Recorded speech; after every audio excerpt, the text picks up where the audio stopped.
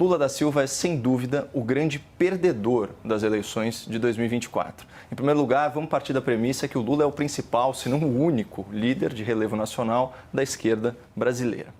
Pois bem, um estudo do INCT sobre representação e legitimidade democrática, repercutido pelo Grupo Globo, constatou que em 3.394 cidades do Brasil, a direita é hegemônica nas câmaras municipais. Ou seja, políticos mais à direita ocupam mais de 80% das cadeiras de vereador. Esses municípios contabilizam mais de 83 milhões de habitantes. Só para efeito de comparação, a esquerda só é hegemônica em 382 câmaras municipais, que representam, por sua vez, somente 7 milhões de habitantes. Ainda de acordo com esse estudo, em 5.162 cidades, ou seja, em 93% dos municípios, a Câmara pende mais para a direita. Em outras palavras, a esquerda foi derrotada em 2024 porque o brasileiro está se descobrindo como um povo conservador, que preza pela lei, pela ordem, pela justiça, pela liberdade. A esquerda que defende a censura perdeu essa eleição.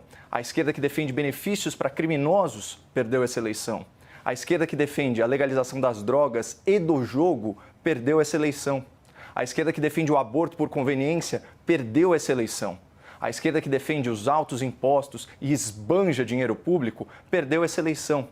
E a esquerda que hostiliza o nosso agro, hostiliza a nossa polícia e hostiliza os nossos empreendedores, perdeu a eleição. E o caso mais ilustrativo dessa grande derrota da esquerda socialista, da esquerda progressista, aconteceu aqui na minha cidade.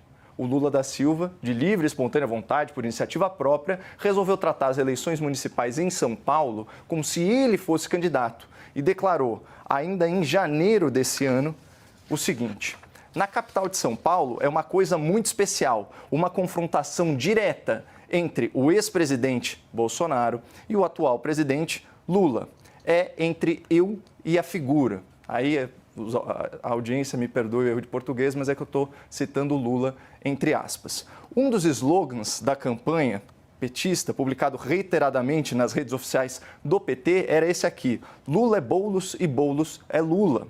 O petista se empenhou tanto para eleger o seu pupilo que ele queimou a largada. Manchete do G1, junho de 2024. Justiça Eleitoral condena Lula e Boulos por propaganda antecipada em ato do 1º de maio em São Paulo. Naquela ocasião, o Lula pediu votos para o Boulos, alegando que ele estava disputando uma verdadeira guerra aqui em São Paulo contra o nosso adversário nacional. Portanto, foi o Lula quem primeiro nacionalizou a disputa política, polarizou o debate público e incitou a animosidade que deu tom à campanha. E o esforço do Lula veio acompanhado aí de números superlativos.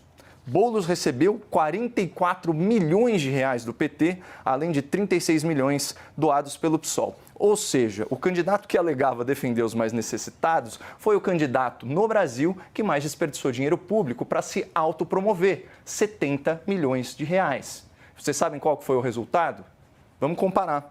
Em 2020, Boulos obteve 40% dos votos no segundo turno. E em 2024, após 2 anos como deputado federal, depois do apoio total do Lula da Silva e depois da campanha mais cara do país, o Boulos conseguiu a proeza de obter a mesma votação proporcional, 40% dos votos. Então agora, Basília, se o Boulos quiser ocupar a prefeitura de São Paulo, só invadindo mesmo.